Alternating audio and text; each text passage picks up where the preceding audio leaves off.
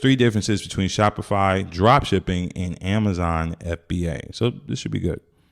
So a lot of you want to know the difference between Shopify Dropshipping and Amazon FBA. Although they're very similar, it really comes down to three differences. Those three differences are profit, customer acquisition, and the risk involved. You will be more profitable with Shopify Dropshipping just because Amazon takes an 8 to 15% cut from every sale that you make, whereas Shopify, they only take about 2 to 3%.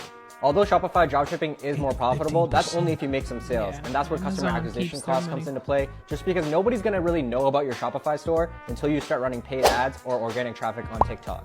Whereas Amazon has 1.6 million orders being processed on their website every single day, so they've already built a solid foundation of customers to shop on their website. The last and most important part is risk. You will be taking on less risk with Shopify Dropshipping just because you're only going to be buying the product when you make a sale. Whereas with Amazon, you have to buy the product in bulk and then ship it to their warehouse, which can usually cost you a couple grand, and if it doesn't sell, then you're just stuck with the inventory sitting in that warehouse, and then that can build up storage fees as well. If you want to learn more about Shopify Dropshipping, make sure you subscribe to my channel. I didn't know 8 to 15% for Amazon FBA. That's crazy.